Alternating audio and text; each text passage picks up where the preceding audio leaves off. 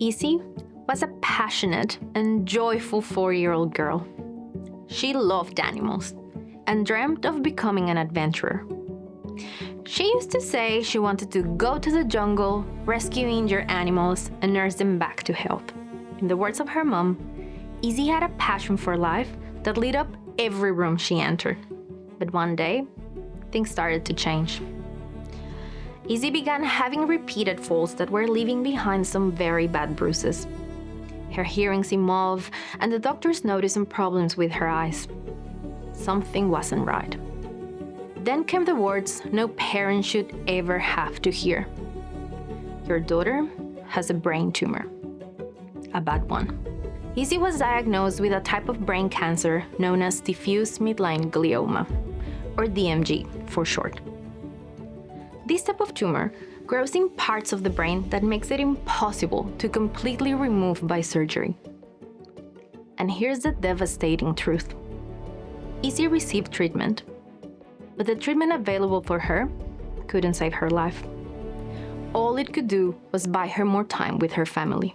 For children with brain cancers like Izzy's, the average survival is of only 9 months. In fact, less than 2% will make it beyond 5 years after their diagnosis. The survival rate is not just low, it's nearly zero. There is no cure. In Australia, brain cancer kills more children than any other cancer. Actually, it kills more children than any other disease.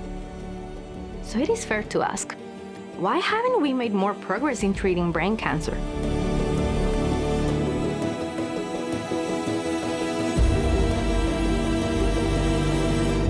After all, in other childhood cancers like leukemia, over 80% of the children survive. We have new drugs, new tools, new hope. But brain cancer is different. It doesn't play by the same rules. Even when a drug looks incredibly promising in the lab, something that can effectively kill all cancer cells in a dish, it almost always fails when we test it in a patient. What most people don't realize is that about 98% of the drugs never reach the brain. 98%. This means it's not always the drug that's the problem. Often, it doesn't even have a chance to work. Not surprisingly, our brains are incredibly well protected. There is a structure known as the blood-brain barrier, a complex network of tightly packed cells that, as its name suggests, act as a border security. Basically, it decides what comes in from the blood to the brain and what stays out. And of course, this is great to protect us from nasty toxins, viruses, and bacteria. But it also blocks most medicine.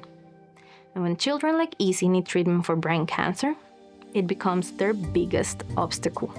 It is like having a locked door with no key. The locked door is the blood-brain barrier. And what we need is a key that can open it, a drug that can pass through it and reach cancer cells in the brain. But to make the correct key, the right drug, we need a really good testing system that recreates the lock. An experimental model that accurately represents the barrier in the human brain. The problem is that the tools we currently have to model this brain structure just aren't good enough. And unless we can replicate the human blood-brain barrier, we are designing keys blindfolded. Currently, there are 2 common ways to model this barrier experimentally. The first one involves using a 2-dimensional flat single layer of brain cells separating 2 compartments. Cheap, easy to build, but not complex enough to represent the real barrier in the human brain. The second is by using animal models, typically mice. Better, but they pose a high cost and ethical burden. They require a lot of time and resources, and in the end, it's a mouse barrier, not a human one. So we asked ourselves a bold question. What if we can build a human blood-brain barrier in the lab?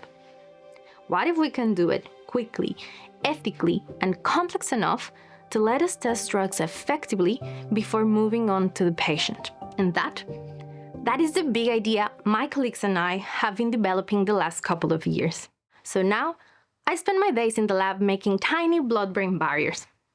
What this means is that I take different cells from a human brain, the cells that help build and maintain the barrier, mix them all together, and within 48 hours, they self-organize into tiny three-dimensional spheres like little balls with amazing precision.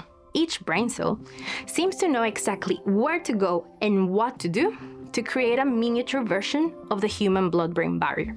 These 3D spheres are smaller than a grain of sand, less than half a millimeter wide, and in just a couple of hours, we can make hundreds of them. But the main advantage of using a three-dimensional model compared to a traditional 2D model is that we can recreate the complex interactions between the different cells that give the barrier its particular characteristics. In fact, we have been able to show that our 3D spheres actually behave like the real barrier, just as in your body, mine, and in EC's. For instance, they form the same tight seals that result in a high selectivity. So they block most of the substances from getting through, and they can open and close in response to external changes. But to prove that our model actually works, we use it to test two drugs that we have previously studied in the lab. One is a brain-targeted medicine, meaning that it acts as the key for the blood-brain barrier lock, and it's able to reach the brain. The second is nearly identical, but with the wrong key design, so it is not expected to cross the barrier. When we expose our 3D spheres to these two drugs, the results were clear. The drug with the wrong key design couldn't get through. But the one designed to fit the lock crossed through the barrier and found its way to the core of the spheroid, mimicking what we have seen happening in mice brains. And this means that our model is actually working. These tiny barriers gives us a powerful new tool to screen potential treatments faster and more effectively before moving on to testing in animal models and patients. And because of that, this model, compared to current simple models, could help us get the right drug to the right child sooner. Because for children like Izzy, every minute counts. Our one big idea starts with a very small sphere that we hope can help us speed up drug discovery, reduce the burden on animal testing, and help scientists and doctors work smarter, not harder, to find effective treatments sooner. Because at the heart of it all, there is one goal: to give children like Izzy a better chance, to give them hope where today there is none. If we can break through the brain's barrier in the lab, maybe we can break through the limits that have held us back for decades. For Izzy, and for every child whose journey was cut short. It's time to take off the blindfold and finally unlock the chance they deserve.